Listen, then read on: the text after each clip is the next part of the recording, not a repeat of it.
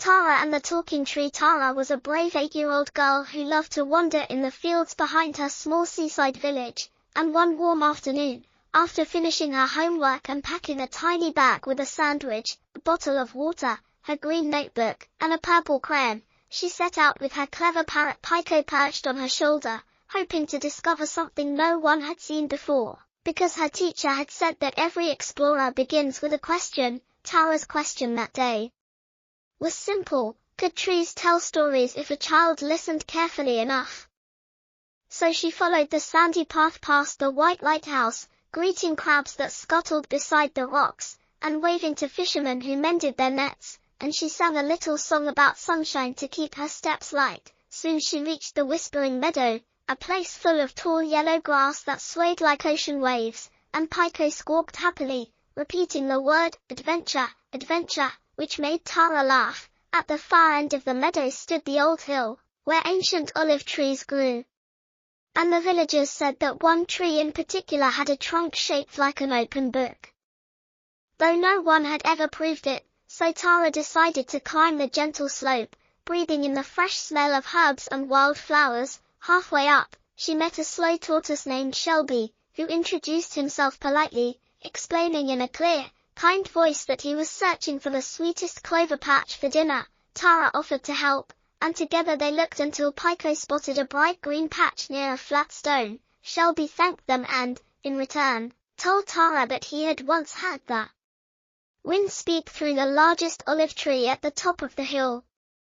And he believed that tree could answer questions about the past and future. Curious and excited, Tara hurried on, her heart thumping like a small drum, until she reached the summit and saw the tree at last. It was enormous, with roots like gentle waves and a trunk indeed shaped like an open book, each page made of smooth bark lines. Golden sunbeams slipped through silver-green leaves, and the air whispered softly. Tara stepped closer, placed her hand on the warm trunk, and whispered, "Hello.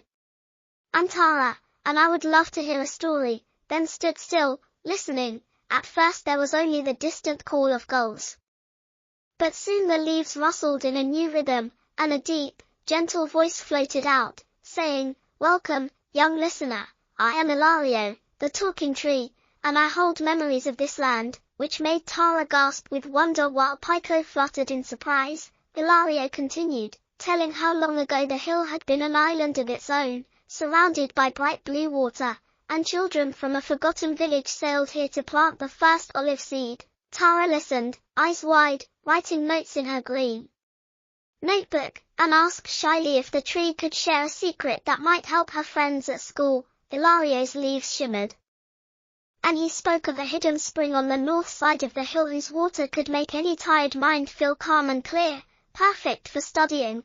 Grateful, Tara promised to respect the spring and never take more than needed. Just then, dark clouds rolled in from the sea, and a sudden wind bent the grass low, rattling the branches. Ilario warned that a quick storm was coming and asked Tara to help protect the small nests of songbirds tucked among his roots. Without delay, Tara placed her bag over the nearest nest to shield it, and Pico spread his wings to guide 2 baby birds into a hollow. Heavy drops of rain fell, but Tara stayed, using her body like a wall until the short storm passed and sunlight returned, painting the wet leaves with silver sparkles. Ilario thanked her, saying that kindness grows like a strong root, and for her courage he let one smooth piece of bark fall at her feet, a natural page from his trunk, marked with rings that formed a gentle spiral. He told Tara that if she traced the spiral with her finger while thinking of a question, she would always find the courage to seek an answer. Tara packed the bark carefully, said goodbye, and promised to visit again. On the way down the hill she found the hidden spring, its water clear and cool, and she filled her bottle only halfway, remembering her promise. When she reached the village, the sky blushed pink with sunset, and Tara's friends gathered around to hear about the talking tree. She poured a little spring water into tiny shells for each friend, and they all felt calm and ready for the next day's lessons. That night Tara placed the bark page on her bedside table, and before sleeping she traced the spiral, asking, "What new question should I explore tomorrow?" A soft glow rose from the bark, and she dreamed of distant mountains and shining stars, knowing her adventures were just beginning and that every question, like every tree ring, would lead her to another story. From that day on, the children of the village climbed Old Hill with respect, greeting Ilario with songs, and the tree told simple tales in words easy for young hearts, teaching them that listening, helping, and sharing make the world bloom with gentle magic, even in a single afternoon.